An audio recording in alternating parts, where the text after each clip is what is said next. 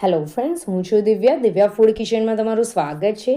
આજે હું તમારી સાથે શેર કરીશ શીતળા સાતમ કે નાગપાંચમ પર પ્રસાદ માટે બનતી બાજરીના લોટની કુલેરની રેસીપી। કુલેર ખૂબ જ ઇઝી છે રેસીપી, ફક્ત 3 ઇન્ગ્રેડિયન્ટ્સથી જ બની જાય છે। પણ અમુક લોકોથી આ કુલેર બરાબર બનતી નથી, તો પરફેક્ટ માપ સાથે આજે આપણે આ કુલેર બનાવતા શીખશું। તો સૌથી પહેલાં એક કપનું માપ લઈ લેવાનું છે, જેમાંથી 1 કપ મેં બાજરીનો લોટ લીધો છે, તેનાથી અડધો કપ જેટલો ગોળ લઈ લીધો છે, અને તેનાથી અડધો એટલે કે 1/4 કપ જેટલું મેં ઘી લઈ લીધું છે। ઘી અહીંયા જામેલું નથી લેવાનું, આપણે આ રીતનું ઢીલું ઘી લેવાનું છે। તો સૌથી પહેલાં આપણે મિક્સિંગ બાઉલ લઈ લેવાનું છે, તેની અંદર ઘી એડ કરી દેવાનું છે। ત્યાર પછી અહીંયા મેં દેશી ગોળનો યુઝ કર્યો છે।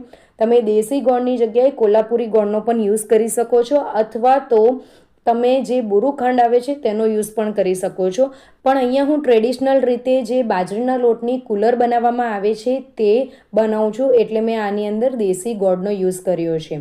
હવે સૌથી પહેલાં ઘી અને ગોળ બંનેને આપણે એક રસ થાય ત્યાર સુધી આપણે મિક્સ કરતા રહેવાનું છે। દેશી ગોળની અંદર અહીંયા મેં ઢીલો જ ગોળ લીધો છે, એટલે તેની અંદર ગાંઠા નથી, પણ જ્યારે તમે કોલ્હાપુરી ગોળ લો છો ત્યારે તેની અંદર ગાંઠા હોય છે, એટલે સૌથી પહેલાં એને ગાંઠા દૂર કરવાના છે। ત્યાર પછી આપણે બાજરીનો લોટ એડ કરવાનો છે। અહીંયા જે બાજરીનો લોટ છે એને આપણે ડાયરેક્ટ જ એડ કરવાનો છે, પણ એટલું ધ્યાન રાખવાનું છે કે ફ્રેશ બાજરીનો લોટ હોવો જોઈએ। અને બીજી વસ્તુ કે અમુક લોકોની એવી કમેન્ટ હોય છે કે આપણે જે બાજરીનો લોટ લઈએ છીએ તેને શેકવાનો કે નહીં। ટ્રેડિશનલ રીતે આપણે જે બાજરીનો લોટ હોય છે તેને શેકવાનો નથી હોતો, તેને ડાયરેક્ટ જ યુઝ કરવાનો હોય છે। ઘી અને ગોળને આ રીતે મિક્સ કરીને એક રસ કરવામાં આવે, તેની બધી જ ગાંઠો દૂર કરવામાં આવે, અને ત્યાર પછી બાજરીનો લોટ એડ કરવામાં આવે તો આપણા જે બાજરીના લોટના જે કુલેર છે તે એકદમ જ સોફ્ટ બનીને રેડી થાય છે। અને ગળામાં જે લોકો કહે છે કે બાજરીના લોટના જે કુલેર છે તે ગળામાં અટકે છે, તો તે અટકતા પણ નથી। તો અહીંયા હવે બધું જ બરાબર મિક્સ થઈ ગયું છે। બધું મિક્સ થઈ જાય ત્યાર પછી તમે આ કુલેરને એમનેમ પણ ખાઈ શકો છો, અથવા તો એના લાડુ પણ બનાવી શકો છો।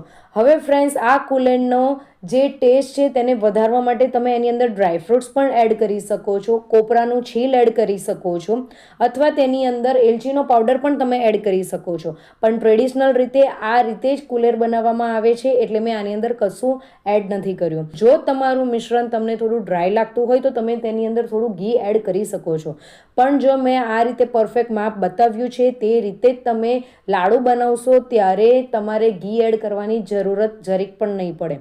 અહીંયા બધા જ લાડુ બનીને રેડી થઈ ગયા છે। ફ્રેન્ડ્સ, જોતાં જ મોઢામાં પાણી આવી જાય છે ને। ઘીનું માપ એકદમ પરફેક્ટ છે। આપણા જે કુલેર છે, જે લાડુ છે એકદમ શાઇન કરી રહ્યા છે। એક લાડુ હું તમને તોડીને બતાવું છું, તમે જોઈ શકો છો કે ખૂબ જ ઇઝીલી તૂટે છે, અને જોતાં જ મોઢામાં પાણી આવી જાય એટલા ટેસ્ટી આપણા આ કુલેર બનીને રેડી થયા છે। તો ફ્રેન્ડ્સ, તમને મારી આજની રેસીપી ગમી હોય તો રેસીપીને લાઇક, શેર અને કમેન્ટ કરજો, અને ચેનલને જરૂરથી સબસ્ક્રાઈબ કરજો। મળીએ એક નવી રેસીપી સાથે। Bye bye, enjoy.